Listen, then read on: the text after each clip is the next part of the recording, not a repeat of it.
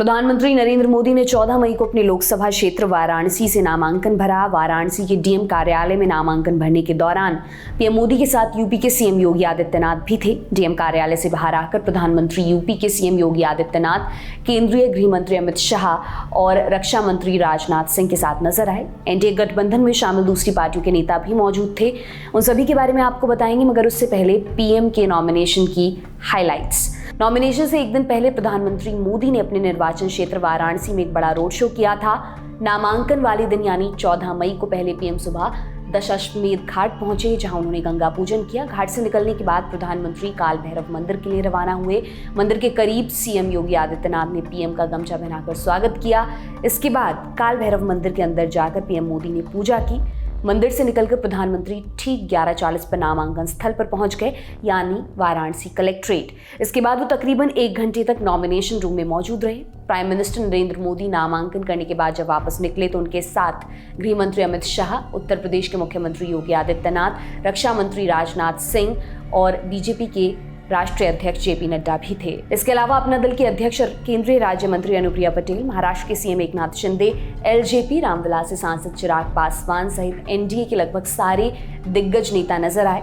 इन नामों में एनसीपी से राज्यसभा सांसद प्रफुल्ल पटेल, तेलुगु देशम पार्टी माने टीडीपी के राष्ट्रीय अध्यक्ष और आंध्र प्रदेश विधानसभा के नेता प्रतिपक्ष चंद्रबाबू नायडू, यूपी सरकार के मंत्री ओपी राजभर, संजय निषाद, बिहार के पूर्व मुख्यमंत्री जीतन राम मांझी, आरएलडी से राज्यसभा सांसद जयंत चौधरी जैसे नाम भी शामिल हैं। पीएम मोदी के नामांकन के बाद शिवसेना शिंदे गुट के नेता और महाराष्ट्र के मुख्यमंत्री एकनाथ शिंदे ने क्या कहा, सुनिए।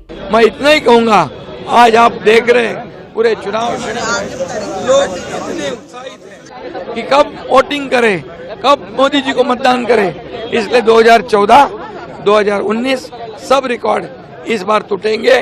मोदी जी फिर एक बार प्रधानमंत्री बनेंगे और 400 पार ये आंकड़ा जाएगा।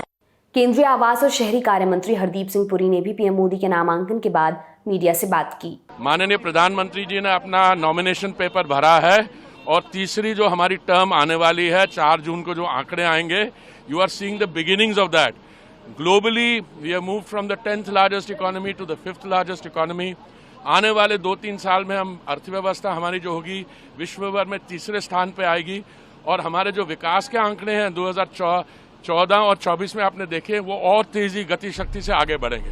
लोक जनशक्ति पार्टी रामविलास गुट के नेता चिराग पासवान भी प्रधानमंत्री मोदी के वाराणसी से लोकसभा नामांकन के बाद उनके साथ देखे गए थे। चिराग बिहार के जमुई लोकसभा से खुद भी सांसद हैं। उन्होंने क्या कहा वो भी आप सुनिए। और आज प्रधानमंत्री जी के समर्थन में पूरा एनडीए एक साथ उनके नामांकन में शरीक हुआ है और यही एकजुटता ही हम लोगों के लक्ष्य तक हम लोग को लेकर जाएगी। और उम्मीद ही नहीं, पूरा विश्वास है कि जो 400 पार का प्रधानमंत्री जी के द्वारा दिया गया हम लोग का लक्ष्य सरलता से पार करेंगे। हर राज्य में जिस तरीके से एनडीए गठबंधन एक साथ हम लोग प्रचार कर रहे हैं, वहीं दूसरी तरफ विपक्ष है जो बटा हुआ दिखाई दे रहा है। वायनाड में आप देख लीजिए जिस तरीके से राहुल जी के खिलाफ ही उनके घटक दल के नेता उतरे हुए हैं।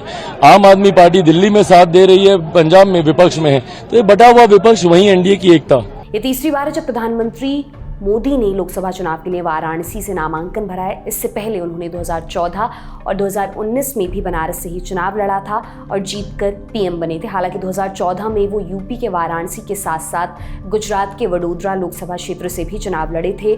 बाद में जब पीएम मोदी की दोनों ही सीटों पर जीत हो गई तो उन्होंने बनारस को चुना और वडोदरा सीट छोड़ दी थी, जिस पर फिर बीजेपी की रंजनबेन भट्ट ने उपचुनाव लड़ा और जीता।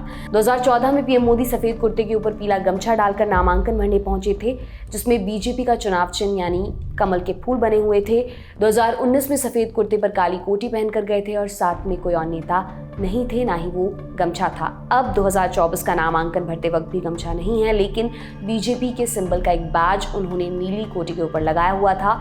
2014 और 2024 में गमछे और बैज के अलावा एक और बदलाव देखा जा सकता है। तब कमल का फूल रंगीन हुआ करता था, पंखुड़ियां नारंगी और पत्तियां हरी, मगर अब ब्लैक एंड व्हाइट है। इससे ज्यादा दिलचस्प बात यह है इस बार वो सूबे के मुख्यमंत्री योगी आदित्यनाथ के साथ नॉमिनेशन रूम में आए। राजनीति में ऐसे छोटे छोटे जेस्चर्स बड़े बड़े संकेतों के रूप में देखे जाते हैं। नामांकन के लिए सीएम योगी को कक्ष में साथ ले जाना मायने रखता है, खासकर तब जब विपक्ष की ओर से दिल्ली के मुख्यमंत्री अरविंद केजरीवाल मंच से दावा कर चुके हैं कि अगर भाजपा की फिर से सरकार बनती है तो योगी आदित्यनाथ को 2 महीनों के अंदर सीएम पद से हटा दिया जाएगा। खैर, इसमें एक और चीज पर ध्यान दिया जाना चाहिए कि 2014 में यूपी के अंदर समाजवादी पार्टी की सरकार थी और अखिलेश यादव मुख्यमंत्री थे। तब तो आदित्यनाथ योगी को साथ ले जाने का सवाल खड़ा नहीं होता। 2019 में योगी सीएम थे, मगर तब पीएम मोदी अकेले ही नामांकन दाखिल करने गए थे।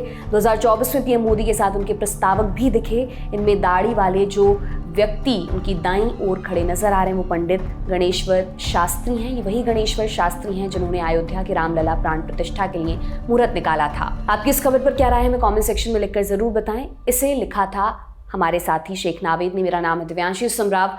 देखते रहिए दी लल्लन टॉप। बहुत बहुत शुक्रिया।